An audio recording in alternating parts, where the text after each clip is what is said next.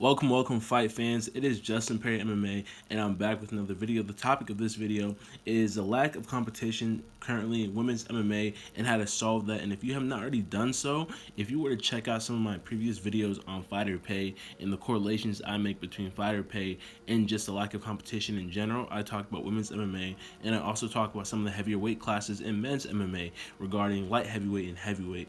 And I think those are probably some of my best videos. Maybe not in terms of sound quality and everything, but in terms of the actual content and what I'm saying, those are probably some of the best videos on YouTube regarding MMA, UFC fighter pay, in terms of how much they get paid in sponsorships and everything, and the correlation we see between that and fighter competition. And it also ties into the age of a lot of fighters too, and why MMA fighters tend to be a little bit on the older side once they hit the UFC, once they hit the pro stage. But anyway, to bring this conversation back full circle about women's MMA, some of the solutions I have. Well, actually, before I even get into the solutions, let's talk about the problems. The problems also tie into fighter pay. But more importantly, we have a big four, arguably five right now, women's MMA between Joanna Jevchenko. I'm sorry if I butcher these names. Weili Zhang. Then we have Rose Namajunas, and then we have Valentina Shevchenko and Amanda Nunes. And these five women, and arguably in my opinion, I think Valentina's the GOAT. I think she won the second fight against Amanda Nunes. But either way, pushing that to the side, these five women have dominated everything, every other viable contender in women's MMA, and it's to the point where they've also already fought each other. Amanda Nunes and Valentina Shevchenko have fought each other twice. Amanda Nunes has already fought Chris Cyborg. Granted, she's in different promotion. Chris Cyborg still arguably a top five, top three all-time women's MMA fighter. Anyway, Amanda Nunes has fought Valentina twice. She's fought Chris Cyborg once. Valentina's already beaten Joanna. Weili's already beaten Joanna. Weili's lost to Rose. You know what I'm saying? Like, the only matchups we have yet to see is Rose fighting Valentina or Rose fighting Amanda. But for the most part, they've all already fought each other. And in terms of like everybody else, in terms of viable contenders, they've all been literally annihilated. Like, there's no one else. There's no there's no fight to be made in women's MMA against these top five, the Pentagon almost of women's MMA, where you could be like, okay, this is a close fight. Unless it's against one another, there's no real contender. There's no one who has brought anything to the table that they have not already beaten before, that they've not already toppled. And this is giving Dana White and the UFC a huge problem because it's making them hard to market.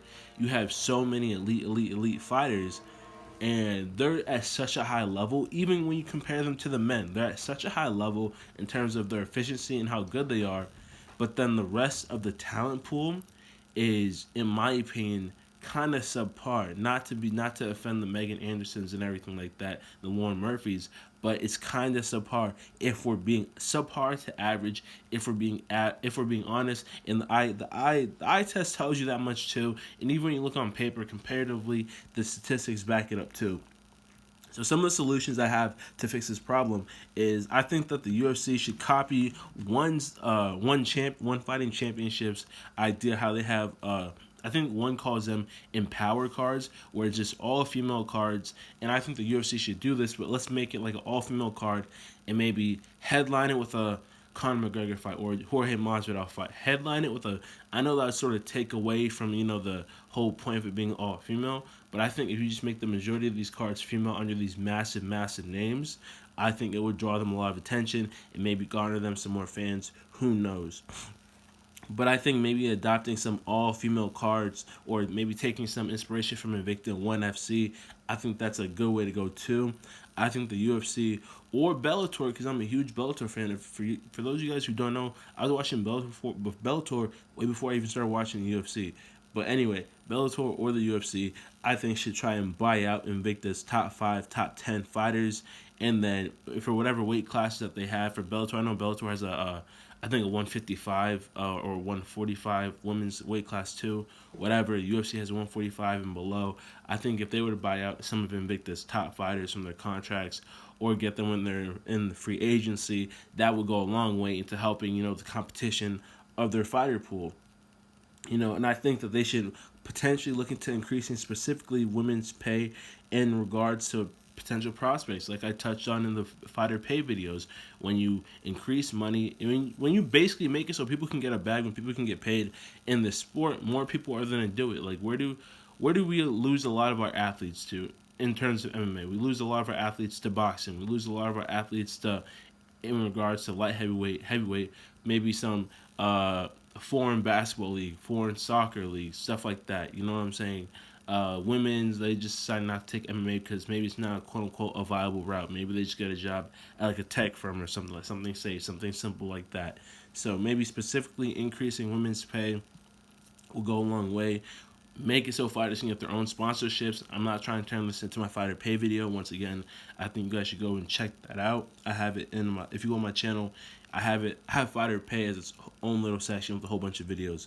But yeah, and also I think they could market them better too. Like I get it, the majority, I think like 90% of fighters, in my opinion, 85 to 90% of fighters are terrible at marketing themselves. Like only like above making a middle school level tweet insulting someone and just trying to talk mess about them or whatever. They don't know really how to market themselves. Now, if you could get these girls to either market themselves via like maybe TikTok, maybe do some little collaborations here. There's some TikTokers like Ryan Garcia, pull Ryan Garcia, YouTube.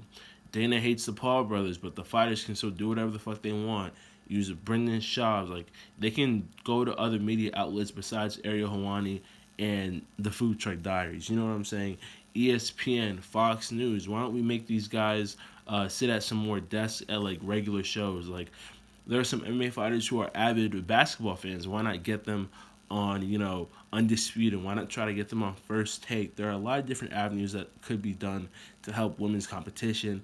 And obviously, it all just ties into the money. Like either the corporation in the UFC is gonna have to spend money either way, whether they buy out Invictus top fighters, whether they just give women specifically an increase in their pay bonus, whether they decide to just make an all women's card, or they might lose some money on the card, but still in the long run, it would be a good investment into their fighters. You know what I'm saying? They're gonna have to spend money, so the real conversation just goes to which one they choose. And I think honestly, I think they should look into all of them. Maybe if I have to pick two out of the solutions I suggested, I think that they should buy out Invictus top 5, top 10 prospects, top 10 fighters. Invictus, an all-female league for those of you guys who aren't familiar with it. And I think they should look into making an all-female card, with the exception of maybe the main and co-main event. Maybe put McGregor and make an all-female card under him. Because I know in his contract, he doesn't like it when I think he has it so he will not fight with somebody else, with people under him on his card that get pay-per-view points, because he wants to maximize his payout, which makes sense, whatever. So, and obviously there aren't too many female fighters that draw pay-per-view points because these champions have been so dominant for so long. So I think that would be a good avenue, but who knows? Once again, these are my opinions and suggestions. Comment down below what you think could solve the lack of competition in women's MMA. Do you agree with me? Do you agree with any of the points I made? Do you think I'm wrong? Do you think that maybe I'm on the right path, but I just missed something? Or do you have a completely new idea that I had not thought of? Comment down below, and I'll get back to you as quick as possible. And before I let y'all go, if you could subscribe to the channel and like the video, that would be greatly appreciated. Once again, if you could subscribe to the channel and like the video for more quality MMA content, subscribe to Justin Perry MMA, and I'll catch you on the next one.